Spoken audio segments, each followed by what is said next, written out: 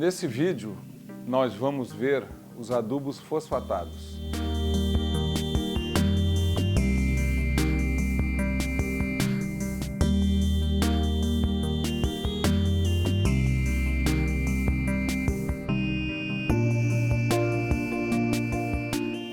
Bem, nós podemos dividir os adubos fosfatados de forma bem geral em adubos com alta solubilidade em água, que são, por exemplo, supertriplo, superfosfato simples, MAP e DAP, e os de baixa solubilidade em água, que são os fosfatos naturais e os termofosfatos. Bem, de forma industrial, a rocha fosfática, ela normalmente é atacada ou por ácido ou por tratamento térmico. Se for por ácido, com ácido sulfúrico, que a gente coloca bastante, gera um ácido fosfórico e esse ácido fosfórico atacando a rocha fosfática forma o supertriplo.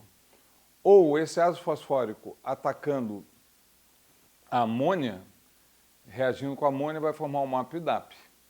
E esse ácido fosfático com a rocha, que vai gerar o fosfórico, né, o ácido sulfúrico fosfórico, desculpa, forma esses adubos, e se a rocha é atacada diretamente pelo ácido sulfúrico, ele vai formar o supersimples. Se é com ácido nítrico, forma os nitrofosfatos, e que, por exemplo, estão presentes no Yaramila. E a rocha fosfática, quando é tratada termicamente, com temperaturas acima de 1000 graus, 1200, 1300 graus, vai formar os termofosfatos. Então, essa rota de produção são quando essas rochas fosfáticas são industrializadas e produzem esses fertilizantes. E existe a aplicação fosfato natural, que posteriormente a gente vai detalhar mais, que são fosfatos que não passaram por nenhum processo de ataque químico. Bem, a gente pode dividir normalmente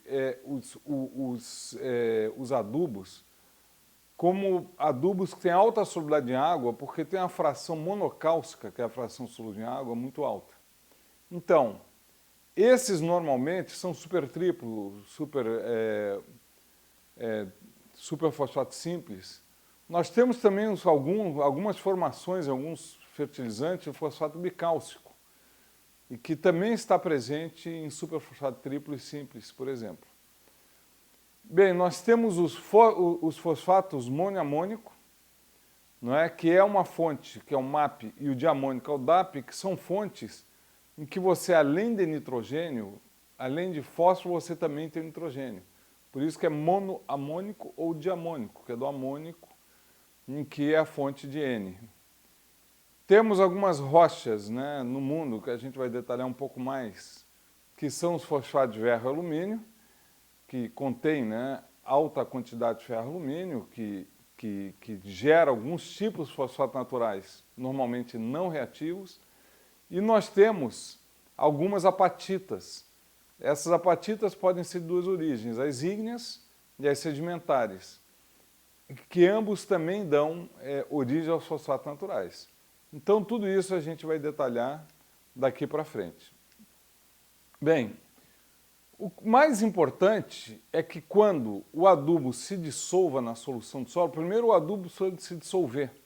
Você tem o adubo em várias formas dentro do fertilizante, como monocálcico, bicálcico, tricálcico, e que ele se dissolve ou não, né? Então, no caso dos adubos com alta solubilidade em água, que nem o supertriplo, o supersimples, o MAP e o DAP, o que nós encontramos são grandes quantidades de fosfato monocálcico nesses fertilizantes ou com alta solubilidade em água. E essa solubilidade em água faz com que rapidamente, em questão de horas ou poucos dias, o fósforo vá para a solução e, dependendo do pH do solo, e é o que interessa para a gente, que o pH, como já dito em outro módulo, vai formar ortofosfatos.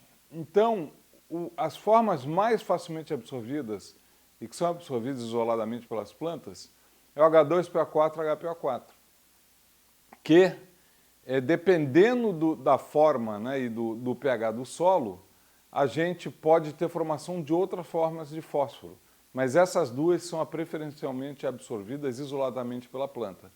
Então, independente da origem do fósforo, da origem da rocha, ou mesmo do ataque que essa rocha sofreu por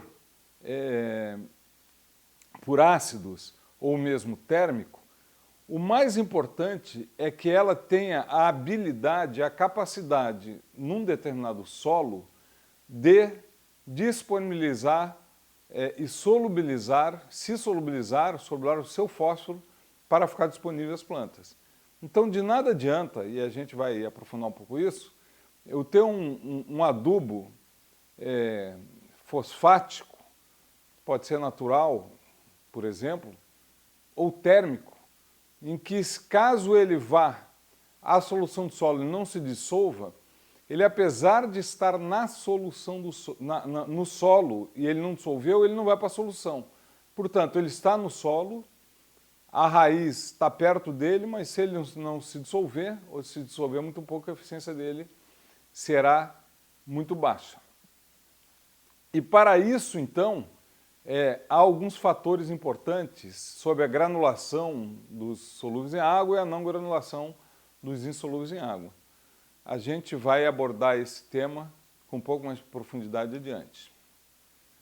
Bem, como a gente já falou, a gente tem os de alta solubilidade em água, que são o super triplo, o super simples, super fosfato simples, o MAP e o DAP, e esses aí têm diferenças entre si. O superfosfato simples, ele tem uma solubilidade de água bastante alta, acima de 80%, e ele ainda tem um aspecto muito interessante, não é? Em que, como ele é um concentrado de rocha, de fósforo, que reage com ácido sulfúrico, esse ácido sulfúrico vai produzir, vai garantir nesse adubo, vai introduzir nesse adubo, dentro da rocha fosfática, além de solubilizar em água, nós vamos ter garantias de enxofre, que ao redor de 10% a 12%, às vezes pela legislação hoje é 9% no mínimo, e cálcio, porque é sulfúrico, apesar de não ter cálcio, a rocha fosfática tem cálcio, ele solubiliza cálcio também, esse ácido sulfúrico, quando ataca o concentrado de rocha, e o que acontece é que há a formação de gesso. O que é o gesso? O gesso é o sulfato de cálcio. Então, o sulfato de cálcio, quando vai ao solo, junto com o fósforo do adubo, ele se solubiliza e libera cálcio e enxofre para a planta. Isso é uma grande vantagem desse fertilizante, já que grande parte dos solos tropicais e brasileiros são deficientes em enxofre e cálcio, principalmente enxofre. O gesso faz parte, dependendo do superfosfato simples, de ao redor de 40% a 60%, ao redor de 50% do super simples. Quer dizer, quando você leva superfosfato simples, você está levando, além de um fósforo com alta solubilidade em água, praticamente 80%, 90%, dependendo do superfosfato simples, você está levando também cálcio e enxofre, que é um benefício muito grande desse fertilizante. Já o outro produto, que é o superfosfato triplo, é a rocha concentrada de fósforo que sofreu o ataque do ácido fosfórico. Esse produto, ele praticamente não vai ter enxofre e vai ter um pouco de cálcio, em torno de 12%. Esse fertilizante, ele é muito mais concentrado. Enquanto o superfosfato simples tem de 18 a 21 de P2A5, o super triplo, o superfosfato triplo, ele vai ter lá ao redor acima de 41, 42%, dependendo da origem da rocha e do concentrado de fósforo que foi atacado pelo ácido sulfúrico. Então, ele vai ter alta solubilidade em água, ao redor de 80%, 90%, e vai conter 1% mais ou menos de enxofre, mas vai conter lá seus 12%, 13%, 14% de cálcio.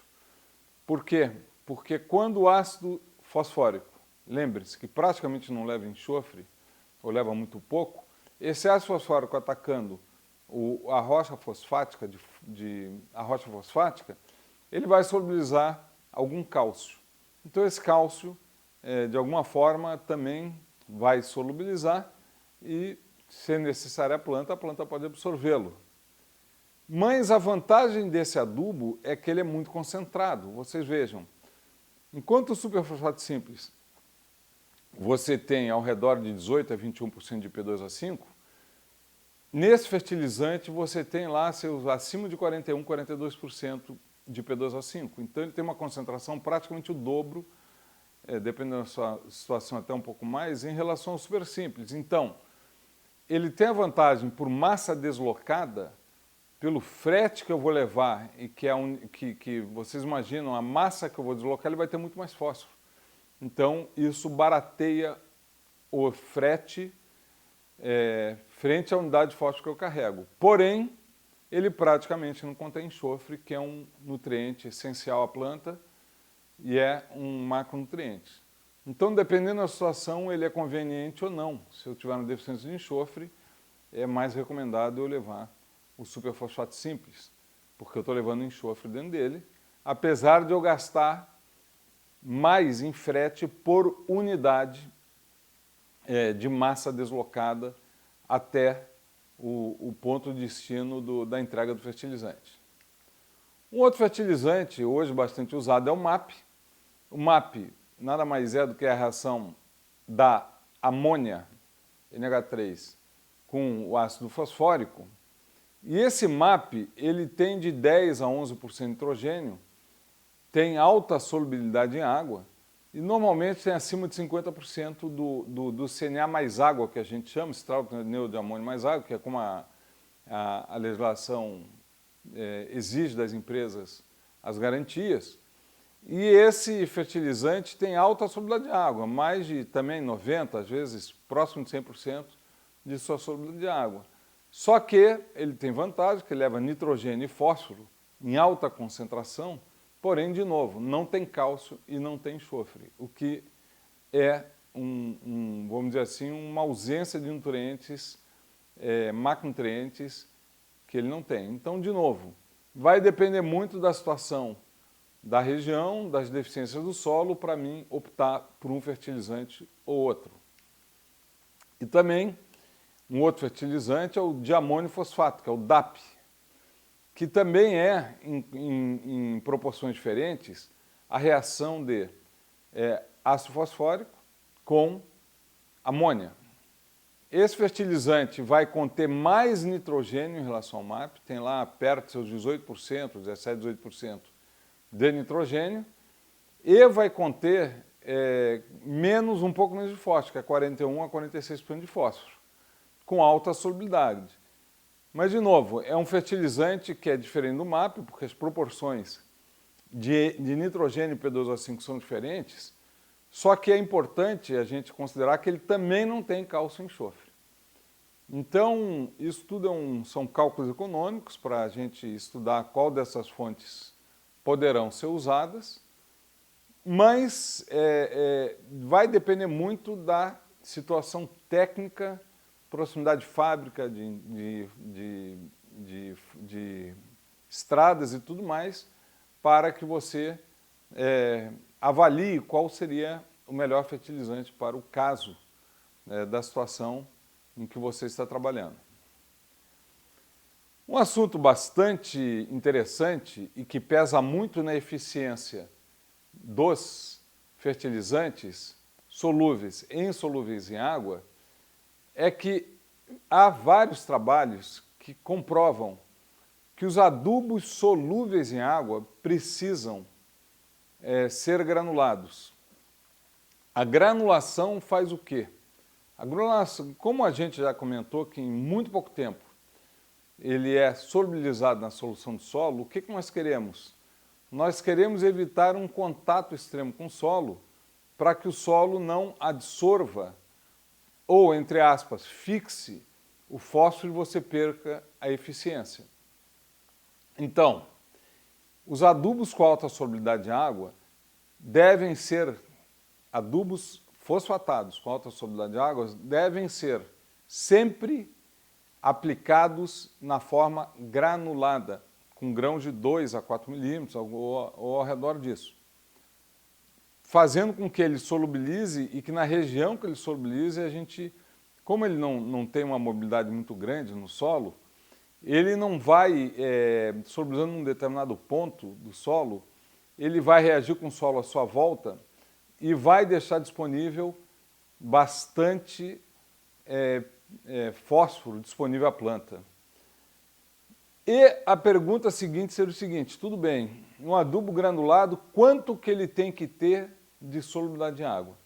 Os estudos mostram que ele tem que ter, quando granulado, no mínimo 60% ou melhor ainda, 70%, acima de 70% solúvel em água. Isso aí é nessa faixa, dependendo da rocha de origem que ele foi feita.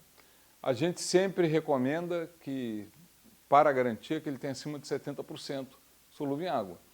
Portanto, adubos solúveis em água devem ser aplicados na forma granulada. Se eu pegar um fosfato natural, mesmo o mais reativo possível, e granular esse fosfato natural, eu, já estudado, vou ter baixa eficiência, porque ele não tem alta solubilidade em água, então ele vai levar muito tempo para liberar o seu fósforo. Então, o importante é, se eu tenho um adubo de baixa solubilidade em água, de forma geral, eu preciso aplicar ele fino, contrariamente aos de alta solubilidade de água, fosfatados, que devem ser aplicados de forma granulada.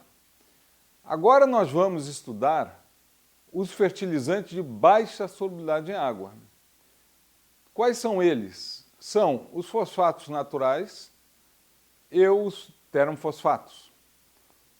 Bem, os fosfatos, não começaremos com os fosfatos naturais. Eles são de diferentes origens. Nós temos fosfatos naturais ígneos, normalmente formados por derrame de lavas vulcânicas, e nós temos os sedimentares.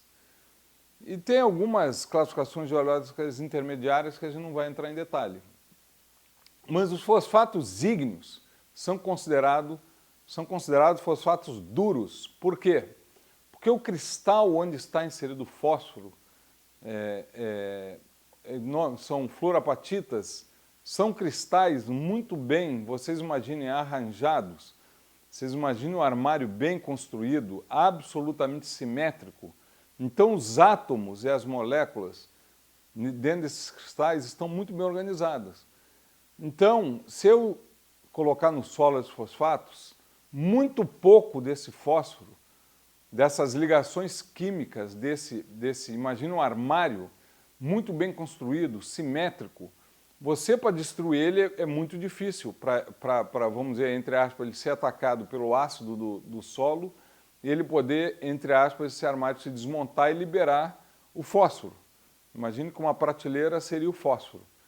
Então, você tem uma armação muito bem feita, em que é muito difícil de você tirar o fósforo lá de dentro. Por isso que esses fosfatos, normalmente, eles são atacados dentro das indústrias com ácidos, porque os ácidos vão fazer com que as ligações sejam rompidas dentro desses cristais.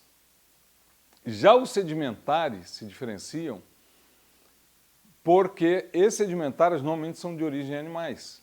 Então, se você for normalmente em regiões de fosfatos realmente sedimentares, você encontra ossos de animais marinhos, encontra ossos, vértebras, isso é muito fácil de ver. Se você for na internet, você encontra isso. Bem, esses fosfatos, sedimentares, eles sofreram, durante a sua formação, o que a gente chama de substituição isomórfica, que nada mais é, assim, falando de uma forma bem geral, que é uma saída de alguns PO4 da estrutura do cristal, isso há bilhões de anos aconteceu, em que nós temos a saída desse fósforo, a entrada principalmente de cálcio e carbonato. Então, e pode ser carbonato também de magnésio. Isso foi uma reação ocorrida na época em que fez com que esses cristais se desarranjassem. Então vocês imaginam esse armário super bem construído, que está difícil de quebrar e separar as partes, Se eu pegar esse armário e colocar prateleiras maiores, colocar prateleiras mais grossas, fizeram um arranjo nele que ele vai ficar torto. Ele vai ficar que nem se fala aqui no Rio Grande do Sul, guenzo. Ele vai ficar solto, ele não vai conseguir ficar no equilíbrio bom, porque ele vai ficar, uma prateleira vai ser maior que outra, ele não vai ficar estável, ele vai ficar instável. Essa instabilidade entre as ligações vai fazer, quando você tem acidez no solo, que você consiga romper essas ligações e liberar o fósforo para a solução e para a planta. Esses fosfatos são chamados fosfatos moles ou francolitas. E eles são importantes porque eles são usados na agricultura quando o grau de substituição isomórfica de carbonato, cálcio e magnésio, pode ser flúor também, quando essas substituições se estima são acima de 25% a 30% do PO4 que está nessa estrutura.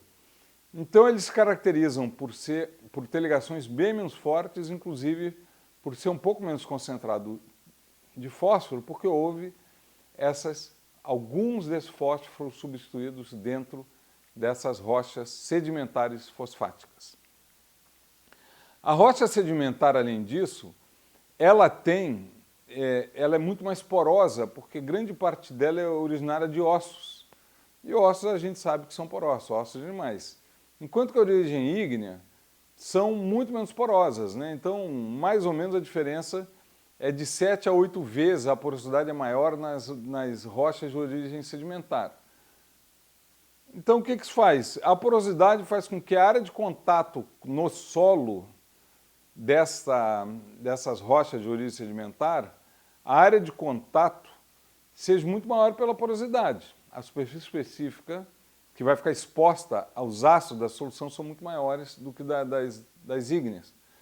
Isso faz com que também, além da substituição isomórfica, faz com que seja mais fácil desse fósforo, né, mais frágil dele conseguir sair da fósforo, ser atacado pelos ácidos do solo e ir para a solução. Enquanto que a rocha ígnea, se você colocar, por tudo que já foi dito, ela não vai solubilizar ou vai solubilizar muito pouco, e por isso, normalmente, ela vai à indústria para ser atacada por ácidos, para esses ácidos conseguirem, ela é moída finamente, para ter muita área de superfície, muita superfície específica, e nesse caso, ela é atacada por ácidos para rompimento dessas numa concentração bastante mais alta que tem no solo, para rompimento dessas ligações. Então, há inúmeros trabalhos no Brasil e fora do Brasil mostrando que as rochas, normalmente as brasileiras, elas são de origem ígnea, ou são pseudo-sedimentares, que a gente chama. Então, há trabalhos técnicos que mostram a sua baixa eficiência. Enquanto que rochas de alta substituição isomórfica, sedimentares, que normalmente vêm do norte da África ou da região do Oriente Médio, como Israel, tá? Pode vir também da Argélia, Marrocos e Tunísia, há rochas também dessa característica nos Estados Unidos, a Carolina do Norte, elas são consideradas rochas muito mais reativas e muito mais fácil de você fazer super triplo, super simples, por exemplo, do que fazer com as ígneas. Elas convertem muito mais quando atacadas. Mas quando colocar diretamente ao solo, em determinadas condições, elas podem ter boa eficiência, porém, as ígneas ou pseudo-sedimentares que existem no Brasil, ou metamórficas, normalmente têm muito baixa eficiência. Como é que a gente mede isso indiretamente para ter certeza de quais rochas são reativas, que são as boas de aplicar de forma direta ou não? Normalmente, existem várias maneiras, através de raio-x e outras medições, mas as maneiras mais simples no laboratório é através de ataque por ácido cítrico ou ácido fórmico, em que, se você tiver uma alta solubilidade em ácido cítrico ou em ácido fórmico, né, dentro de um laboratório, você indica que é uma rocha reativa. Se Se você tiver baixa solubilidade nesses ácidos, indica que não é uma rocha reativa. Só dando um exemplo, por exemplo, se a gente pegar uma rocha de Arad, de Israel, tem 35% do seu fósforo solúvel em ácido cítrico, enquanto que a Araxá do Brasil tem 12%. Então vocês vejam a diferença. De forma geral, se considera reativo, inclusive pela legislação brasileira, uma rocha fosfática para ser aplicada de forma direta, fina, como eu já te falei, como eu já comentei, não pode ser granulada, porque ao contrário de solúvel em água, precisa de contato, área de contato com o solo. Há uma diferença bastante grande, aliás, a legislação solicita para ser reativo que mais ou menos 1/3 do fósforo total da rocha sedimentar que ele seja solúvel em ácido cítrico. Aí ela é considerada uma rocha com alta substituição isomórfica e considerada favorável à aplicação direta. Então existem vários trabalhos, não é, que mostram essas reações em que você compara um fosfato de Gafsa com Olinda, Patos, né, que são fosfatos brasileiros, e que a diferença de eficiência no mesmo longo prazo é bastante grande.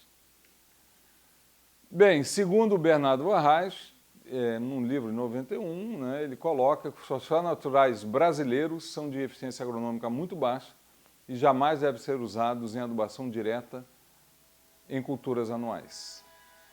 E mesmo em culturas perenes, cada vez mais se enxerga que o uso do fosfato natural brasileiro é um erro, porque vai ser de baixa eficiência. E lembrando que cada vez que eu pego um fosfato nacional e coloco no solo e ele vai ter baixa eficiência, eu estou acabando com as minas, que já não são grandes no Brasil, e aproveitando os nossos fosfatos de uma maneira muito pouco eficiente. O ideal sempre seria que eles fossem atacados por ácidos para serem transformados em super triplo ou superfosfato simples. Bem, pessoal, até aqui nós falamos de adubos fosfatados, separamos o que são fosfatos naturais, comentamos sobre granulometria e solubilidade em água. No próximo módulo, nós vamos falar um pouco mais sobre fosfatos, suas aplicações e tratar, né, a eficiência de cada um deles. Até o próximo módulo.